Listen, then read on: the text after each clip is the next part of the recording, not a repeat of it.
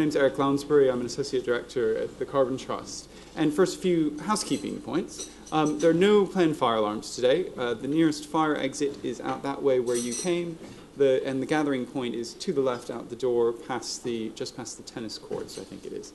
As I said, I'm an associate director with the Carbon Trust. I've been at the Carbon Trust for about three and a bit years. I'm working in a cross-cutting Carbon Trust role, helping develop a range of our offerings. You're going to hear in a few moments from a few of our content experts in our business advice team, from Louisa Zayan, who's a consultant in the business advice team, and Morgan Jones, our certification manager in Carbon Trust certification.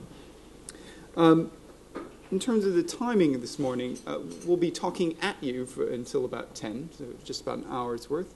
And then we'll have about 30 minutes of Q&A, close, and I think we've got the room for another 30 minutes afterwards to catch up and network with those here. Also, I should note, we will be sending the slides out, and we're recording today as well, and we'll be putting that up on the website. So there's no need to either scribble furiously or snap pictures of the slides with your iPhone as we go through. So, what are we hoping you get out of the day today? A few things. First, we hope you gain a bit of an understanding of what the proposed mandatory carbon reporting regulation is, and get a bit of our view on how we think this is going to evolve over time. As Morgan will point out as he comes up here, it's a complex and overlapping world in terms of what carbon reporting requirements are out there and the range of ways that one can report. And we'd like to explain that to you and give a bit of our view of how this space is going to evolve in the long term. We also hope that you get an understanding of what your organization needs to think about to ensure that you're ready for this new world, wherever you're starting in the journey. I know from the guest list there are a number of Carbon Trust standard bearers in the room who've already come a long way on this journey, or that are measuring, managing, and already reducing their emissions. But I know from looking at the range of companies that are affected by mandatory carbon reporting regulation, most of them aren't yet reporting. So there are probably a range of experiences and a range of starting points in this room, and we'll talk through what you need to do regardless of where you're starting from. We also hope that you understand how, for your organization, you can extract the maximum benefit, and we do see this as an opportunity to realize benefit from measuring and reporting emissions data, and get some insight into what peer companies are doing, both those in the room and some broader trends that we'll highlight.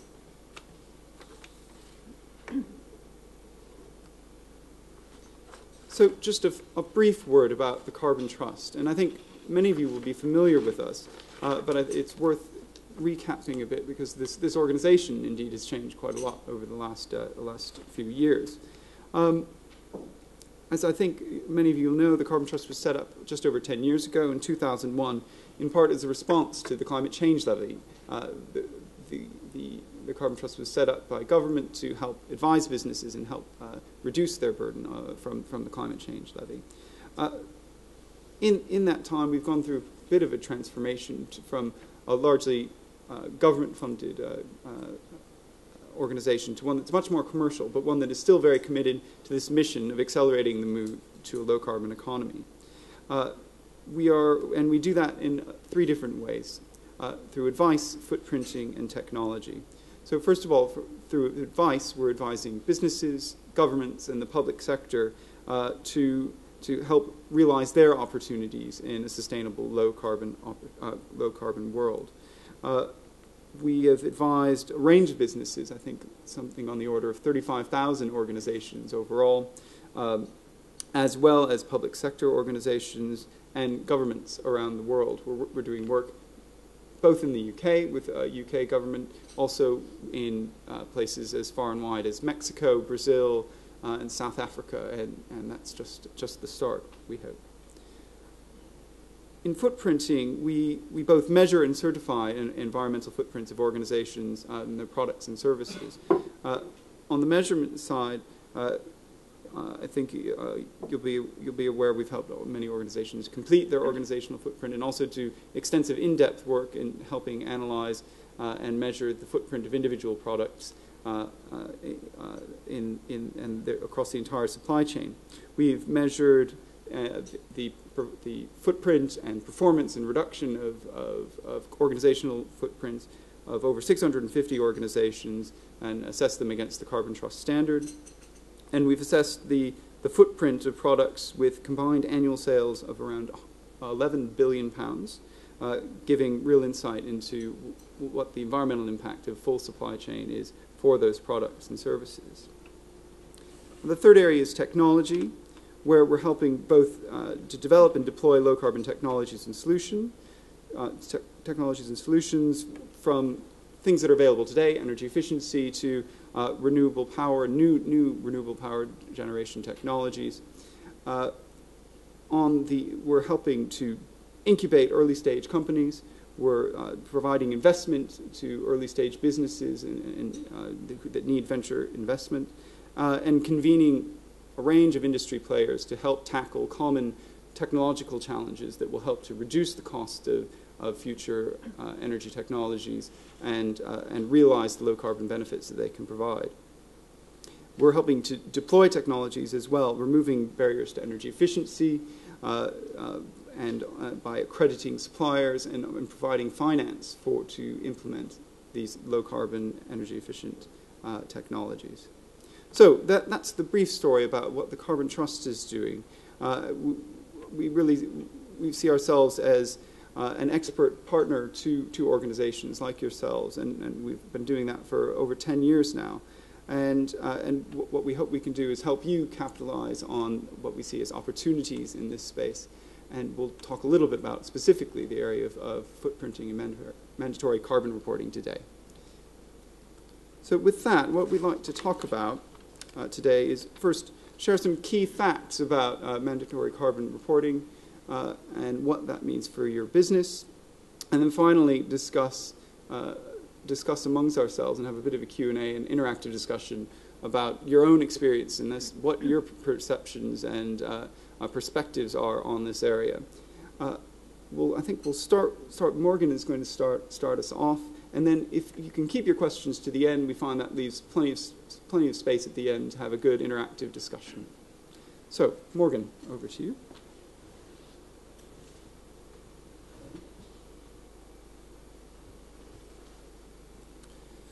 Thank you. I'm going to introduce the story so far and how we've got to this stage before I hand over to Louisa to look at the actual detail of the draft statutory instrument. But it began with Section 85 of the Climate Change Act, which required government to make a decision by 6th of April 2012 on whether it would mandate carbon reporting. So there was DEFRA conducted an extensive consultation with a cost-benefit analysis. They looked at 4 options, really, which could be characterised as: should we impose mandatory carbon reporting? And if we do, who should we impose it upon? So should we was the question of, should we either have mandatory reporting or instead in what's called enhanced voluntary reporting?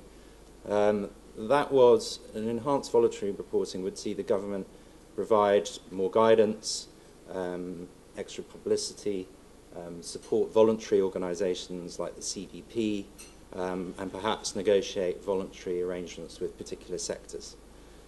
Mandatory reporting for large companies would see about 25,000 public and private companies have to report their carbon emissions in their business review or director's report.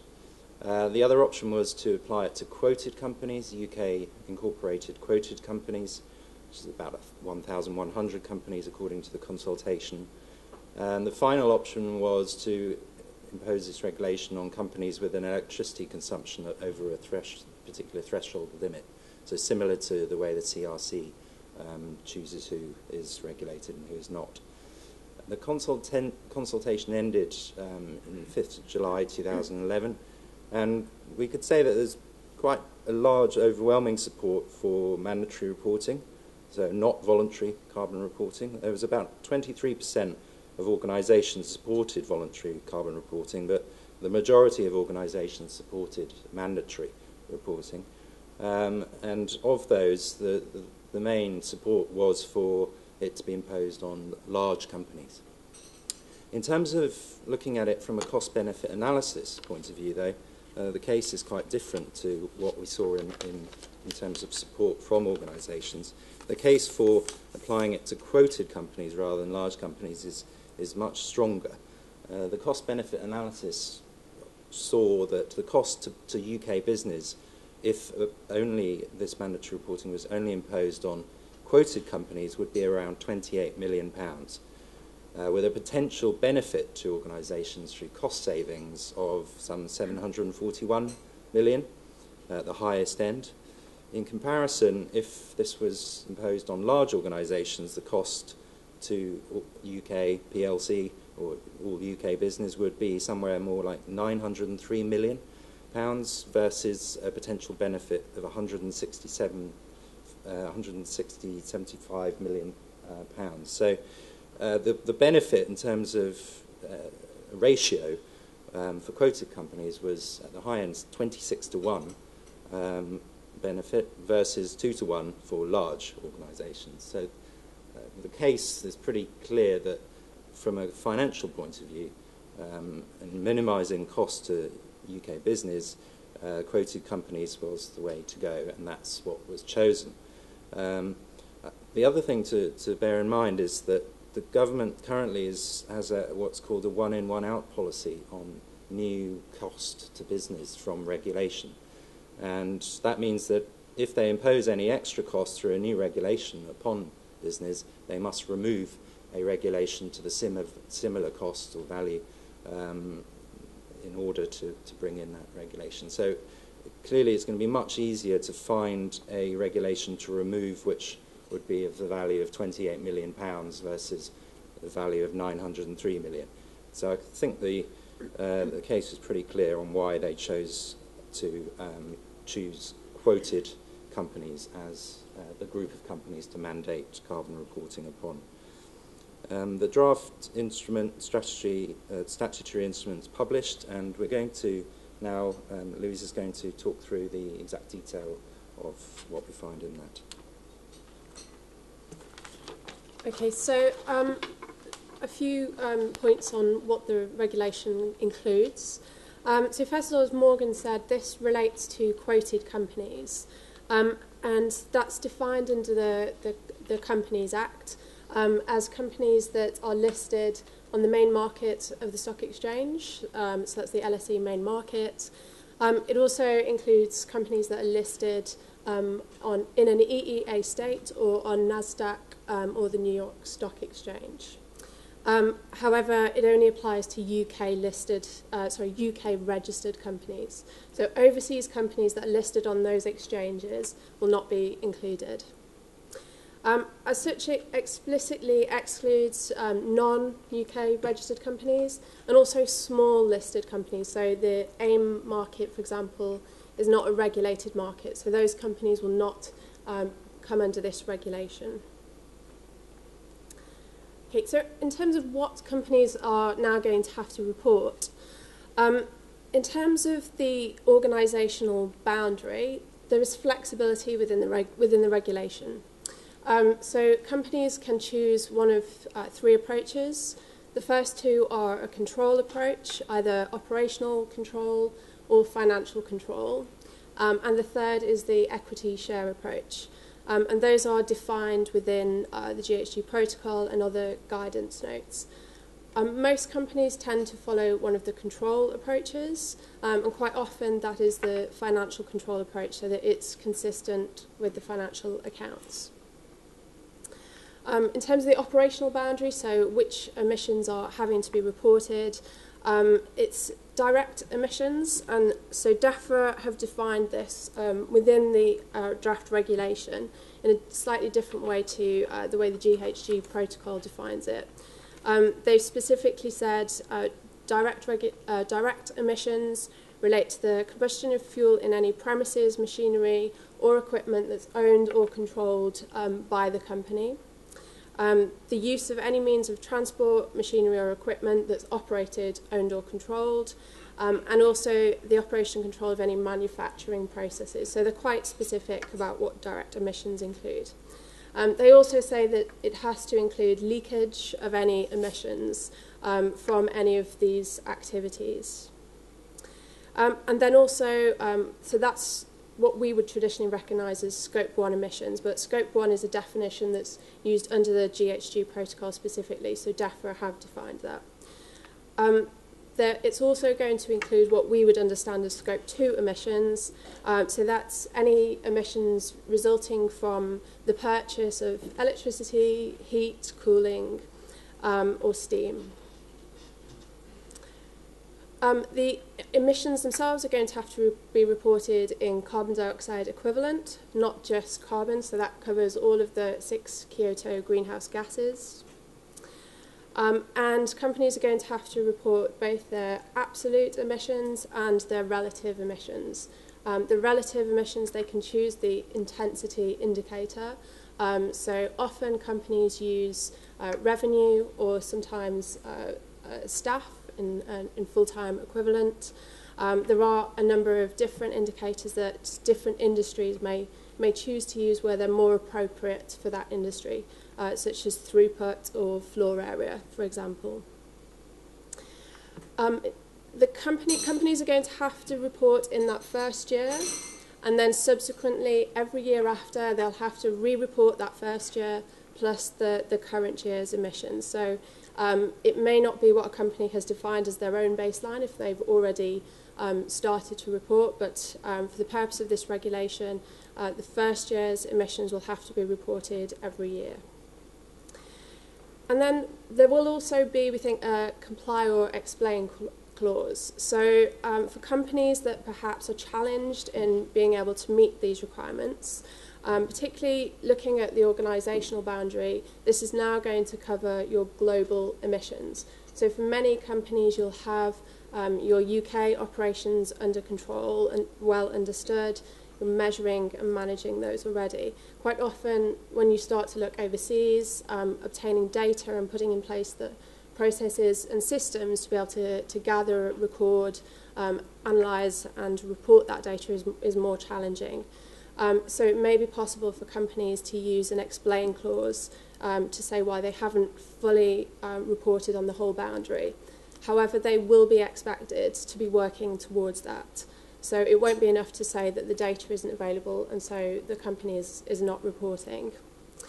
There may also be companies for whom emissions are immaterial to their business, and they may choose not to report and to explain on this cost-benefit analysis basis. But still, they're going to have to have done some work to measure their emissions in order to demonstrate that those are not material. Okay, there's not going to be a specified guidance document that companies are going to have to follow, no specific rules around how or that companies are going to have to report. So companies have the flexibility to choose. Most companies will follow the GHG protocol. UK-only companies, actually probably the DEFRA guidance that DEFRA also have published and recently updated, will be appropriate for them to use. There are other guidance and frameworks that companies can use that are often aligned to one of these, particularly the GHG protocol. But again, flexibility around how companies choose to report, but companies are going to have to disclose the methodology that they've chosen to follow and explain that within the report. Verification is going to be optional, so companies can choose whether they want to go to a third party to verify their emissions and the level of verification that they feel is appropriate for them if they do choose verification. And this is going to appear within the director's reports in the annual report and accounts. So the director's report is already used for companies to explain that they've complied with financial accounting and CSR standards. And there's, for large companies, the business review within that requires that companies explain the risks and issues for them, any uncertainties that they're facing, and for creator companies also to talk about their environmental position. And on that, DEFRA are also, in parallel with this, consulting on key performance indicators that companies use to explain their environmental position within the director's report. So this will appear alongside that. As such, although verification is optional, the directors will have to sign it off because it's within the director's report. So there is a responsibility on the board of directors. As such, companies may choose that actually verification for them is desirable, at least to go through a sort of internal QA process, and also maybe look to external verification before they're happy to sign it off. Additionally, the auditor, the financial auditor, will have to state that there's nothing within the director's report that's inconsistent with anything else that's in the accounts. So the auditor, although it will be at a different level, it's not the same level of assurance as the rest of the account, will be looking at the director's report. Okay, in terms of timing, so this is going to come in from April 2013. So for companies that are reporting for the 2013-14 financial year, then for the first director's report that will contain this information is likely to be published around June 2014. Some companies will have alternate reporting periods, so potentially calendar years, many companies also use. There's some uncertainty within the regulation around whether those companies are going to have to report from January. So they would be reporting for the January to December 2013 financial year for those companies and publishing around February 2014. It seems it will be difficult for DEFRA to retrospectively require companies that perhaps have not got their systems and processes in place to be collecting data to have to then look back prior to the regulation coming into force. But that's a risk that you should be aware of.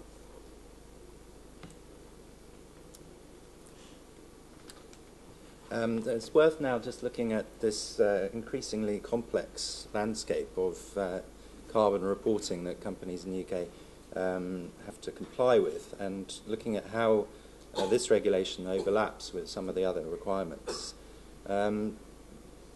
There is significant overlap when looking at some of the other regulations that are in place. So if we look at the CRC or climate change agreements and the EU ETS, a lot of the data for a company would be similar, but there are some significant differences. So for instance, if we look at the CRC only includes CO2 emissions. It doesn't include all greenhouse gases. For instance, it also does not include transport emissions or fugitive gases from refrigerant losses. So the data that you may have collected for the CRC wouldn't necessarily mean that you could just report that for this and there would be an exact match to what the regulation asks for. However, the statutory instrument draft does say that there is some flexibility and that one can choose to report data from the CRC or climate change agreements and then just make a declaration that that's what has been done. But I think it's unclear whether that means you don't have to report emissions from transport and fugitive emissions and the other kind of scope 1 emissions that the regulation does ask for. So I think there could be a bit of clarification there on whether it's acceptable just to report CRC data or whether you can report CRC data and then also have to report the other emissions that is required. It's interesting also to look at the French regulation, Grenelle 2. Perhaps that gives us a clue of where we might see we're going in the future. That includes a requirement to report more than one climate change indicator and also for other resource consumption such as water and waste. And it also requires third-party verification. And the government in France have imposed it on quoted companies this year, but they're gradually extending that down to quite small companies of those with around 500 full-time employees. So that's an indication perhaps of where we might see this landscape moving if the UK follows the French lead. If we look at voluntary reporting requirements, such as the CDP or the Carbon Trust Standard, companies reporting to the CDP, I think, would be in a pretty good place to comply with this regulation. The reason being is that the data that the CDP asks for is very similar to what's being asked for here. So if you, as a company, already report to CDP and you're happy with the data you've submitted to CDP, then it could well be that you just need to use that to comply with this regulation too. However, the CDP's voluntary, it's flexible, you don't have to report everything they ask for, so it's worth looking and comparing what you have submitted to the CDP against the requirements of this regulation. The other thing about CDP is it goes beyond just asking for numbers. It asks for a disclosure of your climate change risks that the company views, and also opportunities from climate change, and you kind of ask for a narrative really about how the company views climate change as an issue. So some of that response could also be used to provide some narrative to data you want to include in the director's report. In terms of the Carbon Trust Standard, I think, again, companies who are standard bearers would also be in a good place. The reason being is that it's proof that you've been measuring, managing and reducing your emissions over a number of years. Particularly those companies who are coming up to recertification, the data requirements for recertification go beyond what's asked for in this proposed regulation, in that they include Scope 3 emissions from business travel, as well as all the other emissions that are asked for from mandatory reporting. So those companies either seeking recertification or those who've already recertified will be in a good place. And I think also the qualitative assessment that the CTS, the Carbon Trust Standard, undertakes will also allow the company to have a pre-prepared sort of narrative about what it wants to say about climate change and its carbon reduction initiatives. So where do we see the future of how this landscape is going to evolve? Well, I think in the very immediate future, in the next few weeks, there's currently a consultation going on, a DEFRA consultation, which will last until 17th of October, 12 weeks, and there are details on the DEFRA website. But I think in terms of shaping the UK landscape for carbon reporting, that's quite an important consultation. So I'd encourage you to have a look at that and see whether you have a view. Some of the things that they're consulting on are, for instance, the start date, whether it should be come in on 6th of April 2013, or whether it should align with some changes that BIS are proposing to narrative reporting, which would come in October 2013. So that's a question they're looking for views on. Also, whether it should indeed be in the director's report and what the emission scope should be. I could imagine that some companies would think that they should only have to report what they already report to the CRC. And there's also the question of the level of flexibility. At the moment it's quite flexible, but perhaps that leaves too much room for confusion and therefore difficult to make comparisons, and reduces the level of insight that external parties could take from this data. Again, on the methodology, that's very flexible. There's no prescribed methodology that companies should follow, and there's various different methodologies out there. I suppose a question would be whether government should prescribe a methodology. At the moment, it just requires a high level of transparency, so you can choose whatever methodology within reason, but you need to be transparent about which one you've followed.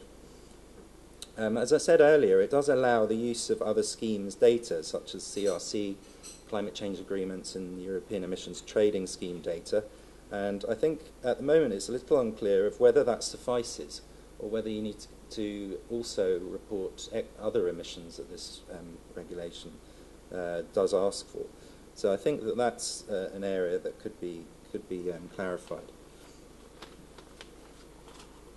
They've also asked whether around the question around the intensity ratio. At the moment, you must include an intensity ratio, but it's not prescribed whether that should be a turnover or another output benchmark, for instance, such as tons of product or number of barrels of oil equivalent, for instance. At the moment, it's quite flexible. Again, that probably means that companies are going to choose quite a wide variety of different benchmarks, which makes it difficult for comparisons to be made. And I know that turnover is kind of a default position, but in some sectors, turnover is quite misleading. For instance, in the oil sector or any kind of commoditized market, the price of that product varies so greatly that turnover can vary from one year to the next substantially. And actually, a barrel of oil as a benchmark is much more meaningful than an oil company using turnover as their carbon intensity benchmark. Another issue is the baseline year.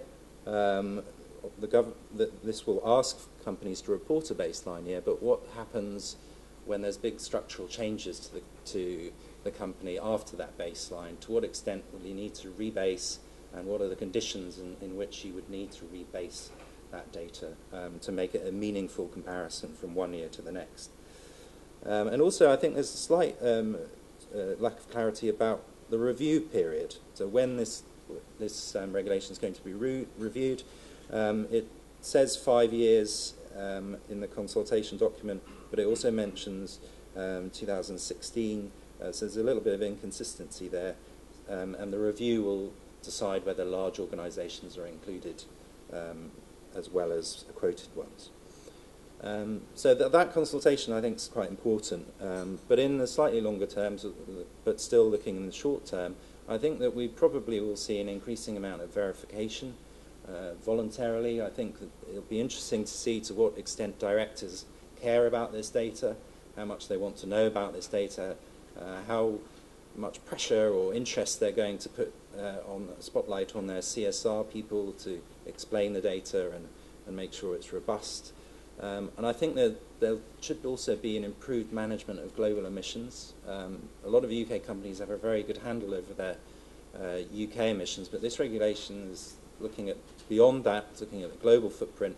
And I think once data is collected from global operations and the corporate sort of spotlight is shone on carbon management in global operations, you might see an increasing level of management of those emissions and hopefully cost savings and carbon reductions.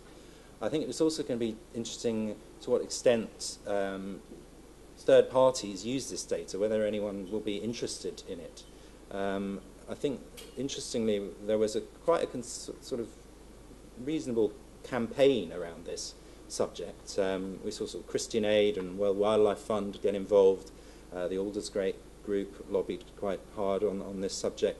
So it'll be interesting to see whether they start using the data, perhaps publish a league table, whether investors use this data to somehow include in their kind of valuations of companies. So I think that will be something we will have to wait and see.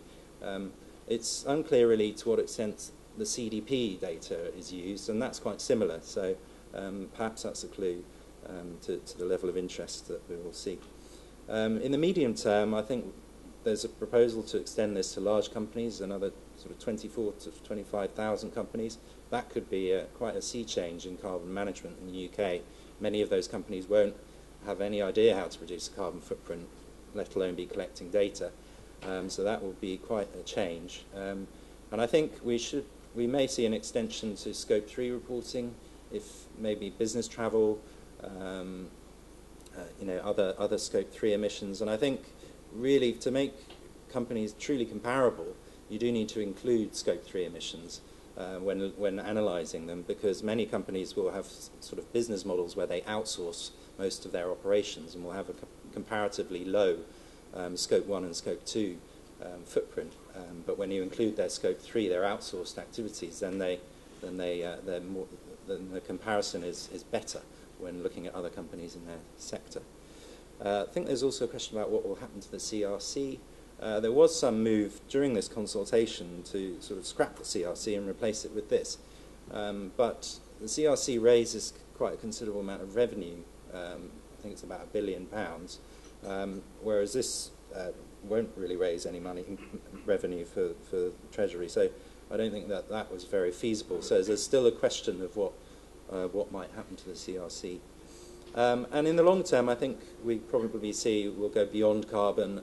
There may be an extension to broader environmental indicators such as water and waste.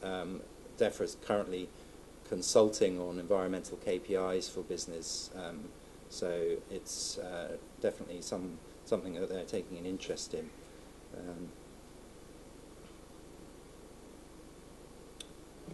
So now we're going to move on to highlighting the implications for business.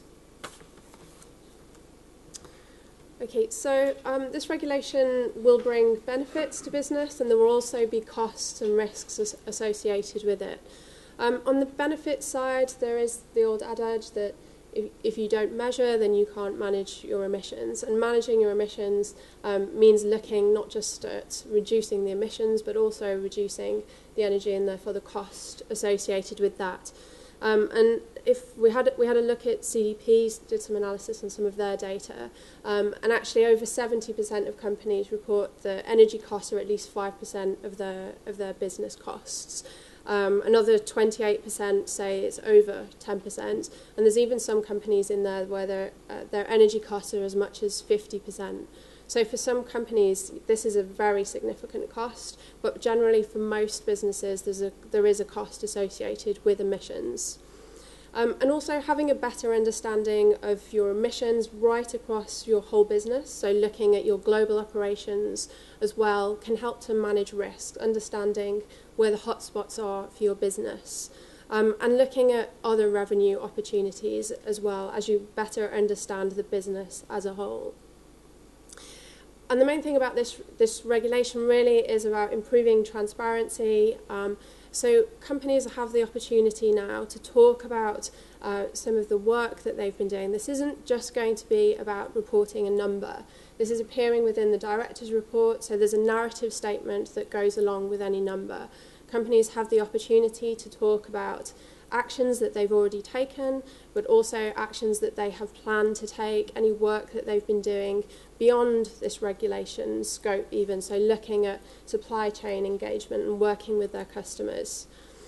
And so for those companies that are able to make these statements, it can have a very positive impact on their reputation. And particularly where companies have gone the extra step to verify their emissions, then those statements are robust. So they can overcome some of the claims of greenwash, for example. There are, however, going to be costs and risks that are associated with this. For many companies who are not yet reporting, who don't have the systems, the people in place, there is going to be a cost associated with putting those all in place. So finding the right people, training those people up, putting in place processes, systems, making decisions about how data is going to be presented, the messaging, and how you're going to put that across in the director's report. And this takes time, obviously, so there's a big resource cost associated with that, plus any of the investment costs in systems. Many companies, however, will already have much of this in place, so that may be a smaller cost. If companies also go on to verify their emissions, there's an additional cost associated with verification. The other area is directors' liability. So the board of directors are having to sign off the statement that's made around their carbon emissions, plus any of the narrative statements that go along with that. So there is a risk that directors could be liable for any false statements. Now, it's a civil liability, so that it wouldn't be brought against them from outside of the companies, but it could be brought by the company itself. So that's another factor that really suggests that many companies will want to go down the verification route to have external validation of the numbers and the statements that they're making within the reports. There's also a risk of damage to corporate reputation, so not just about making false statements, but if companies don't have very much to say, so those companies that have not yet done very much, who have not yet been able to measure their full emission scope and are having to make those explain clauses within the report to explain that they haven't fully been able to report. When you look at a whole set of reports and you can start comparing different companies, not just on the emissions figure, but the activities, the investments that they've made in managing their emissions, and how transparent they are about the reporting, what steps they've gone to be able to measure and report, then you start to be able to weigh up and compare different companies. And there is a risk, therefore, for those companies that are behind, that there's a risk that they can damage their reputation. So in terms of to what extent companies are ready for this, we did some analysis of the UK listed companies and compared it to CDP submissions to see to what extent the 1,050 companies that are spoken of in the consultation had already responded to CDP. Interestingly, of those, about 80% didn't not submit to CDP currently. But when we looked in more detail at the list of companies, about 45% of the companies were actually sort of investment vehicles. So of that 1,050 companies, there were quite a few companies who had multiple listings with different types of bonds or preference shares or other kind of equity vehicles. And when you kind of strip those out and look at actually sort of identifiable, unique companies who would produce a annual report and a director's report, there was about 580 of those. Of those, 70% are still not reporting to the CDP, interestingly. About obviously 30% are, and those 30% are often the large cap companies. So if we look at the FTSE 100 and FTSE 350, the CDP response rate is very high, which indicates that many of those companies are in a good place to comply with this regulation. They've already collected the data, they've already responded to the CDP. When you go beyond the FTSE 350 and start looking at some of the smaller cap companies, they haven't responded to the CDP. They may not have faced the institutional investor pressure or reputational, they didn't think they've had the reputational risk in order to lead them to respond to CDP, and indeed they may have been small enough not to be asked to respond to CDP. So those smaller cap companies are the ones we think will probably have the most work to do. Having said that, large cap, this is only looking at who's actually responded to CDP. It's not really looking at what they've responded with. So many companies may have responded with their UK emissions only. They would not, maybe not have included their global emissions or not 100% of their global emissions. So they may still have some work to do. So let's have a look at the different types of organisations in terms of their carbon journey and what we think they should do. So if you're a company that doesn't measure or report greenhouse gas emissions at all, the first thing is to sort of try and get your head around carbon footprinting and the methodologies that surround it. There's various methodologies. They're not hugely complex, but they do take some getting used to. Similar to sort of accounting methodologies in some sense. So if you haven't measured or reported yet anything, the first thing to do is choose a methodology which will meet the requirements of what you want to do with it.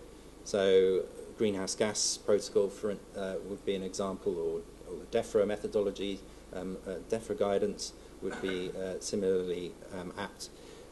Then you need to put in place data collection processes and systems. And that's going to involve lots of people around the organisation, probably, for a complex organisation. It won't just be one person. You'll need people to go and collect data from various places. Often that data's already been collected, but it's not in a format that's useful for carbon footprinting. So you may know how much money you've spent on your electricity, but you may not necessarily know how many kilowatt hours you have used. And in some cases, you can do a pretty easy kind of conversion from one to the other. So often that data has been collected, but you need a sort of robust process where you collect it reasonably regularly, so for instance on a quarterly basis, and then an annual kind of aggregation of all the data to produce a footprint. You'll have to sort of educate quite a few people around the organisation in order to gather the data. And for some organisations, a spreadsheet is enough to produce a reasonable footprint. But for others, you're going to probably need to invest in software, for instance.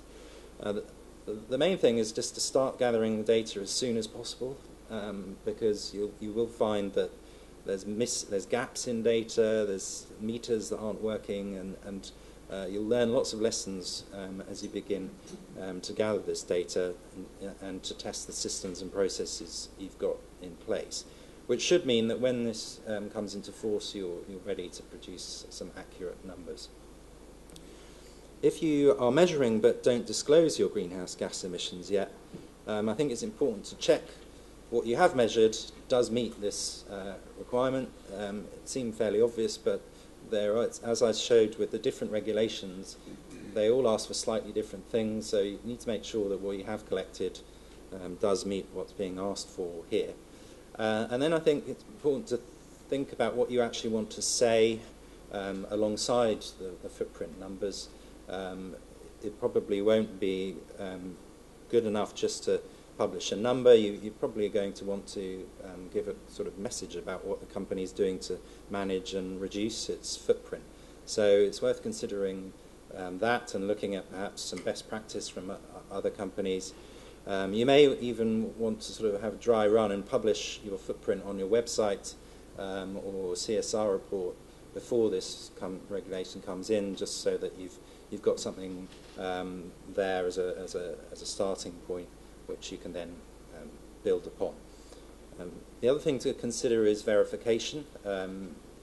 When you put a number in the public domain, there's obviously a responsibility and an expectation that number is correct. And this is a fairly new field for some companies, and the systems that they have in place to collect data may not be as robust as they want them to be or think they are, and it might be worthwhile either doing an internal verification or employing a qualified third party to give a view of the robustness of the footprint data that you have. If you've already measured and you already report your greenhouse gas emissions, you're in a good place to comply with this. But again, check that what you're actually reporting is the same as what's being asked for here. If it's not, is your data can you disaggregate the data that you do have and sort of aggregate it again in a way that will comply with this? Ultimately, the best thing for your carbon footprint data is you can disaggregate it easily, put it back together so that you can comply with whatever number someone asks you to produce. There's no point having one number which is not fit for purpose for the many sort of different types of reporting requirements you may have to meet. Again, check how robust the numbers are. That can be an internal process, or you could, if you sort of really want to meet best practice, then you'd have a verification statement alongside your footprint data by a qualified third party. And you may wish to go beyond compliance. A lot of companies who are at this stage will already have measured their business travel emissions, for example. You may wish to report that, and you may also have many initiatives that you want to talk about alongside your footprint numbers. So this would be a good example to do that. So we recommend that businesses take a very strategic approach to measuring and managing their emissions. This regulation is really about helping companies to start on that process, and that's about understanding where you are now, where you are in the current financial year. And for the basis of this regulation, as we've said, it covers just Scope 1 and 2 emissions. But as Morgan's highlighted, putting in place systems and processes that enable you to report for other purposes is also very important. So actually for your business, do you want to cover Scope 3 emissions as well, looking down your supply chain and what happens after the products or services leave your factory gate, essentially? And that can be done at an aggregate level, looking at total Scope 3 emissions, or you could choose to do it at an individual product level, looking at a life cycle analysis of some of your key products and services, and making sure that you're putting the processes and systems in place that enable you to collect data that will inform whichever of those measuring and reporting requirements you have is really important. The other thing to think about is how to prioritise your efforts. So, and maybe more so for those companies that have gaps in their data, where are the material elements of your emissions, and where do you therefore need to focus efforts on those processes and systems, testing data and beginning to report. So doing some high-level analysis to look at where your emissions sit and where those key areas are can really help you to focus resources where they're limited and associated costs onto areas that are most material for your business. And that might mean leaving some of those smaller areas until later if you don't have the time or the resource to be able to get the data and to fully comply with everything within the regulation. But also this is about thinking to the future as well. So you're preparing a report for the next financial year, but you also want to be thinking ahead. So what are you going to be reporting in the following financial year, and the year after that, and the year after that? It's really important that you're understanding where your emissions are going. How is your business strategy going to drive your emissions? Are you going to increase the number of premises you own, factories, stores, offices, etc.? And how's that going to impact on your footprint? So that you're ready for next year, that you know when you're reporting you've expected your emissions to rise, and you can therefore have done something about it before you're having to report an increase in your emissions. So understanding where the business is going and how that's going to drive your emissions up or even potentially down is very important. And then looking at what the emission reduction opportunities are. And so there are a number of different areas that you can look at for the purposes of this regulation. It's focusing on Scope 1 and 2, so largely energy-related emissions. And it's really important to be thinking about what's financially viable now, but also over that whole time period that you want to consider. So, for example, a lot of this analysis that we do with clients might be looking over a 10-year time period. And what's potentially financially viable to invest in now, what isn't financially viable to invest in now, maybe in 2 years' time, in 5 years' time, as energy prices increase or as the cost of technologies come down. So planning ahead as you're putting together 5-year business plans that include budgets for investment is really important, so that you're understanding where the business is going in terms of emissions, but also how you're going to mitigate that in the long term. So as I said, energy efficiency will be a big part of mitigating the emissions associated with reporting for this regulation. There may also be a role for renewables that companies wish to consider. And this can all help to inform target setting. So for companies that want to communicate a target potentially as part of the narrative, they need to be informed about how achievable that target is. So going through this journey of understanding where the business is going and how you can mitigate those emissions is really important before publicly communicating a target that you don't yet have a roadmap to achieving. There may be other influences on a target that are external. It may come from competitors.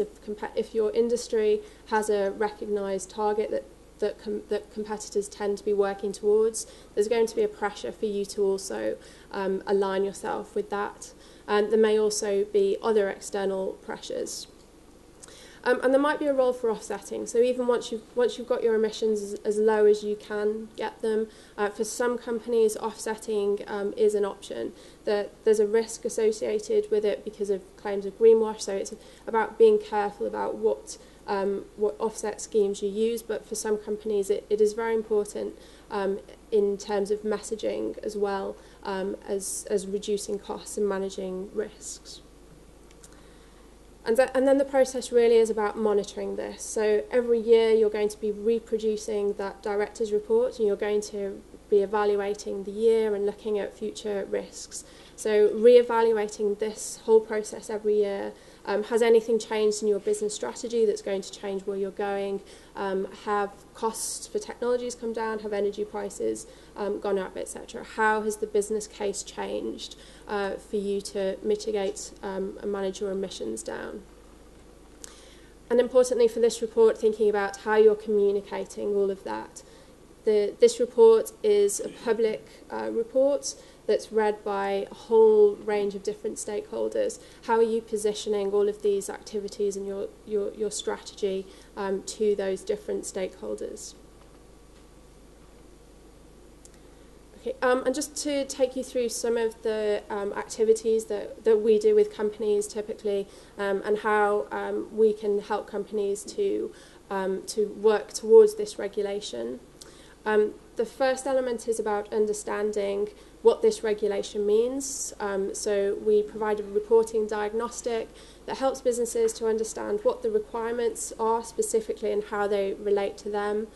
Helps them to think about what are the objectives. So not just about producing this director's report, but what other business objectives does a company have, and how do they therefore set up their systems and processes to make sure that they're able to meet both internal objectives and to be able to report externally. To then help to look at what the different methodologies are, how they can be made appropriate for the given company, and then what are the data requirements. So how a company is going to get the right data in order to be able to report against those. On the carbon footprinting side, we can help companies to produce the carbon footprint, the GHG inventory, and the narrative that goes along with it. We also provide training so that companies can do this for themselves, and software support through partnerships. So we have a partnership with Credit 360 around this whole Scope 3 emissions measurement, and we can help with Scope 1 and 2 as well. In terms of verification, there are two main services.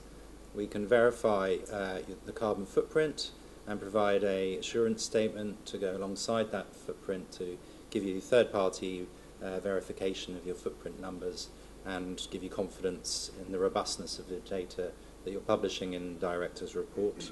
If you have been on the carbon footprinting journey a bit longer and have been managing and reducing your footprint, and you can prove that through showing a reduction in your footprint, either on an absolute or an intensity basis, and you have a lot to say about the good initiatives that you've been putting in place around carbon management, then you could qualify for assessment and certification against the Carbon Trust Standard, which would prove a third-party view that you've been reducing your CO2 year on year.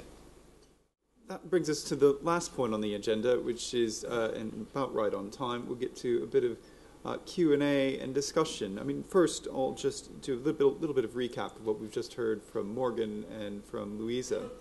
So I think it's quite clear that mandatory carbon reporting is going to embed carbon more strongly into the fabric of corporate governance and decision-making. What we really see here is that we're using a well-established, well-respected means by which companies are communicating to broader stakeholders in the form of the director's report, and using that as a vehicle to use this new type of data, carbon data, and potentially in the future, as Morgan mentioned, broader sustainability data. And that by embedding it in that core piece of organizational reporting, one piece of feedback we've heard from a number of customers is that that's increased the profile and the importance of what they're doing on sustainability within their organization. Carbon is going to be front and center in reports going forward, and that really underlines the importance of this for organizations, gets more attention, as we discussed a bit, increases the impetus to be able to verify claims that organizations are making about emissions. So what does that mean? I think we heard there's potential for some short-term pain, particularly for organizations that haven't started on this journey yet. And in particular, defining the boundaries and the methodologies used for emissions measurement and reporting. Morgan highlighted some of the intricacies that are involved there, but each organization will need to approach that in a slightly different way. Some pain in putting in processes, systems, and the people to collect and analyze data appropriately, and ensuring that you're getting full coverage of all business areas globally and all of the relevant emission sources. There's some decision about verification and what level of verification your company is comfortable with, and then a decision about how much your company wants to do in-house versus outsourcing to software providers, service providers, etc. I think, as we also talked about as well, this is just the beginning in many respects, and successful organizations are going to want to go beyond just the compliance with regulation as it stands now, thinking about broader scopes of emissions, thinking about reducing emissions, making statements about how they're managing and reducing emissions over time, and indeed broader sustainability characteristics and metrics that the organization can report and manage to. So that sort of recaps, and I think it'd be useful to have to go now in the next half hour or so. I think we've kept broadly to time. A bit of a discussion about what this means for your company. Have a chance to ask some questions of us and share some views.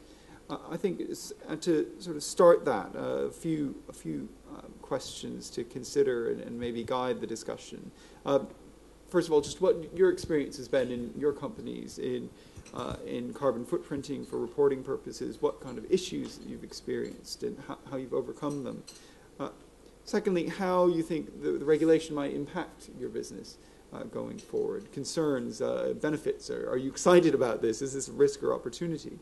And I think finally, what will your company, do you imagine, go beyond the minimum requirements, or indeed do you already? As I mentioned, there are a number of carbon trust standard bearers here in the room, many of whom who've thought about a lot of these issues before.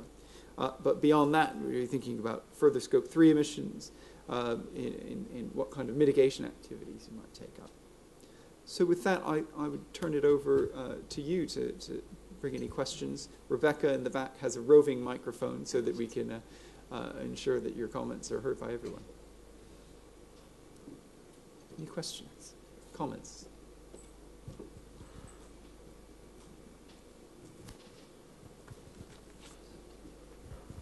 Hello. Is that working? Yes, it is. Sue Whitehead from DEFRA. Thank you very much for inviting me. I found it a very interesting presentation. I'm very interested to hear what views people have in the room on this. Just one clarification to add to your presentation.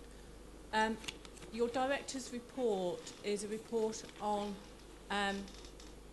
your financials, if you like. So you can't choose a different organisational boundary to that you're reporting your financials on. So just to clarify that point, so you don't have the choice, if you like, to choose financial control or equity share. That's already determined by what your financial statements are, the basis that they're made on. But like I say, I'll be interested to hear what comments people have. Thank you.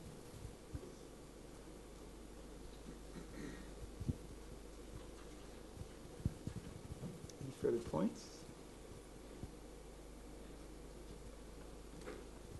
Thank you. Shamir Gumrah, Head of Sustainability at Aggregate Industries. To answer your questions, lots, not much, and yes.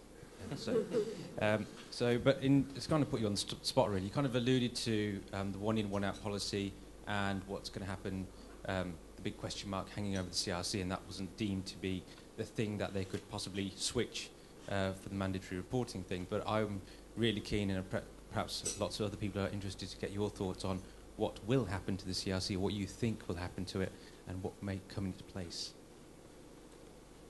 Would anyone like to take that question? Morgan, you look keen. I'm afraid I can't give you probably the answer you're looking for, in that it's currently being reviewed, and we don't have access that perhaps we would need to answer that question accurately. So I can't really give you any more information than I already have today. So I don't know whether. No, I don't think we're going to be able to help you any further in that. So. But no, just in terms of a gut feel, are there any kind of indications? Do you think there's lots of sort of voice from industry and business to say, you know, this is not working and it's not really doing anything for us? I think it's likely to be simplified, but it doesn't necessarily mean it's going to be any sort of cheaper for businesses. It just may be easier to comply with. And I think a lot of the feedback from businesses has been that it's a very bureaucratic way of essentially taxing an organisation, because it was set up to do something quite different, i.e. return money to a company based on performance rather than just collect it. So the bureaucracy surrounding it is designed for a different kind of scheme, and they could simplify it quite easily.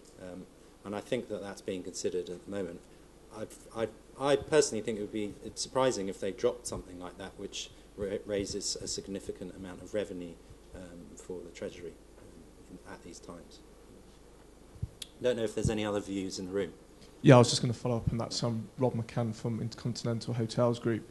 We're not particularly happy about the CRC, mainly because we're predominantly a franchise organisation. So we've had a lot of issues around it, and we've been having discussions, as I should say, with Treasury and DEC recently. And the view is very much that to be honest, it's going to be here to stay. They need the revenue desperately. If anything, they need more revenue. So in reality, they've got themselves in a position where they need the revenue. They've implemented a scheme that they can't really get out of now, and they can't see any other way of getting the same revenue. So even if you change the rules around who's included, or if you did it at the property level, they then don't also want to hit small business, so they're stuck in this place where they need the revenue, but they can't hit small business. So in reality, like you say, there's going to be a few tweaks. There's simplification proposals, which we don't believe will save anywhere near what they're talking about. So in reality, it's here to stay, and it's going to be slightly changed, but I guess it's just frustrating because it could have been just, the real reasons for why the CRC was there could be there, in terms of mandatory carbon reporting and those kind of reputational measurement drivers. And the other thing is they still talk about, this not being on the board agenda, and they talk about, the carbon trust studies that were done quite a while now, and I think things have moved on and a lot of companies are actually doing something about it. So unfortunately it's not looking pretty positive, but we're going to keep battling away. So.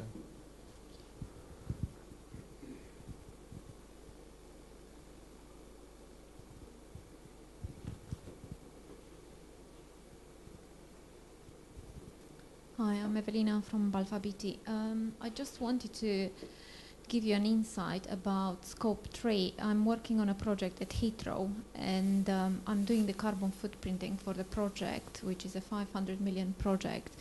And according to my data, 84% of the carbon emissions are related to purchasing materials.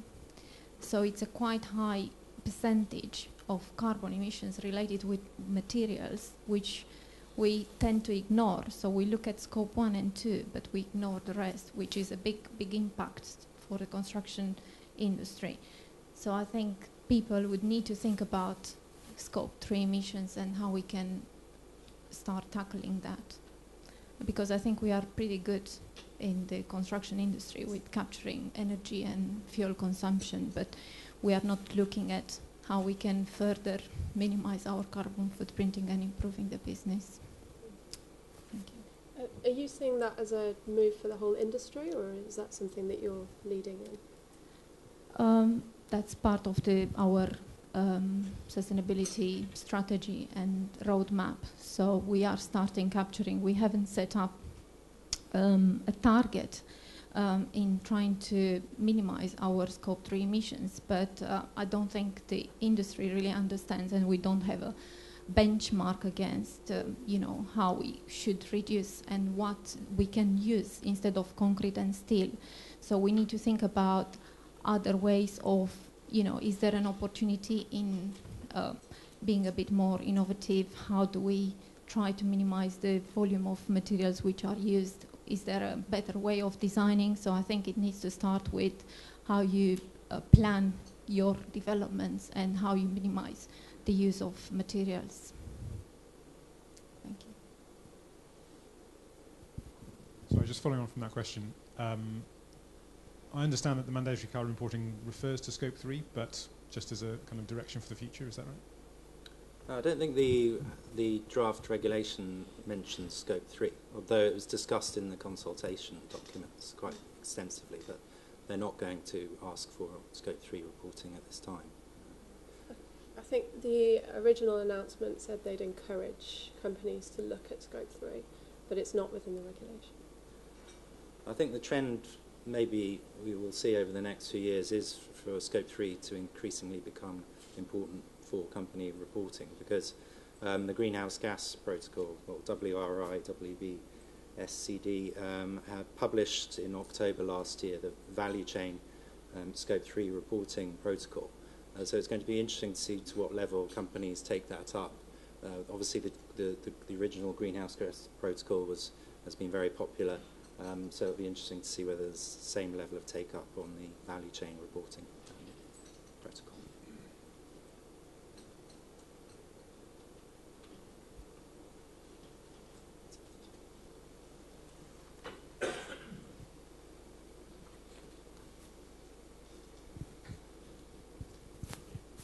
Hello, I'm Caroline McCarthy-Stout from Lloyds Banking Group. I'm quite interested in your, you mentioned about verification, and certainly experience in the past. I've seen that, what's happening in France quite often then, comes into the UK. In terms of verification, do you see in terms of timescale that would be something that would come through pretty quickly once this is in play?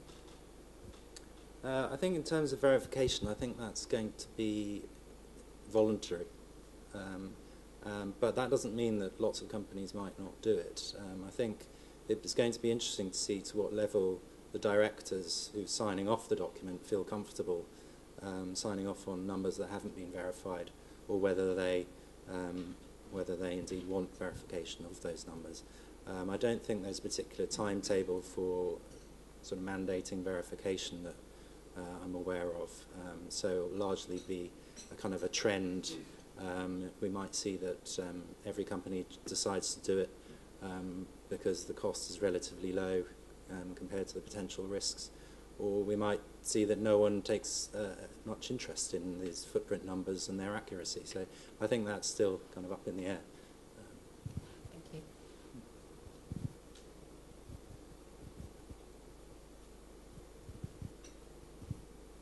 Well, I have a question for you, maybe. I think most of the companies represented in the room are going to be impacted by this regulation, and I'm curious what people feel about companies that aren't impacted, and particularly your competitors.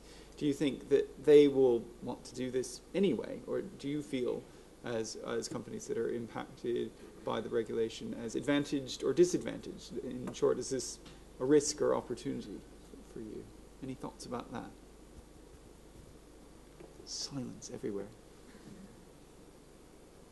I think it's a bit of a chicken egg. Yeah.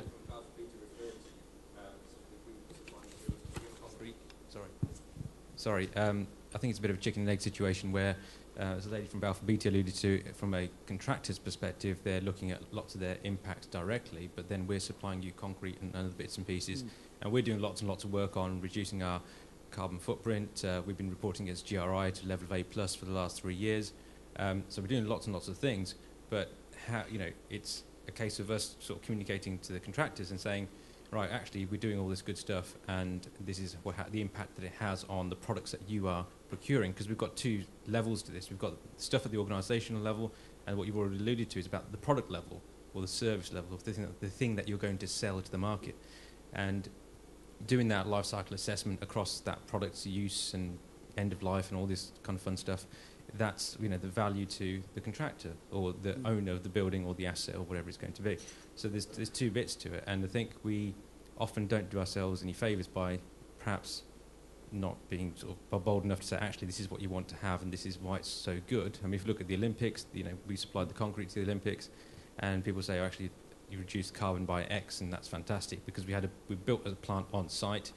We got involved with all the designers and the engineers and the contractors from day one, and we're able to put in cement substitutes and bring in stuff on the trains and loads and loads of good stuff. But people say, okay, that's fine, that's the Olympics, it's a bit of a one-off. So how do you sort of take that knowledge and understanding and apply it to smaller scale projects?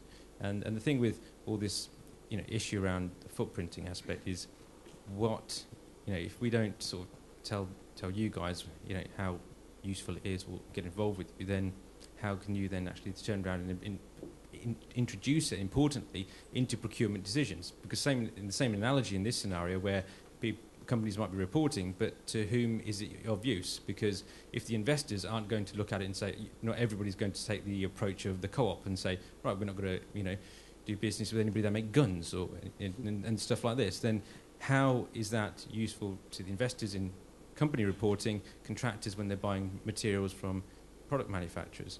So in integrating into procurement and making it a conscious decision as to what you're going to do with that data is, and I appreciate that's still some way along in the journey for a company that might be here that still may not be reporting at all. There's a whole, breadth of maturity in this thing as well.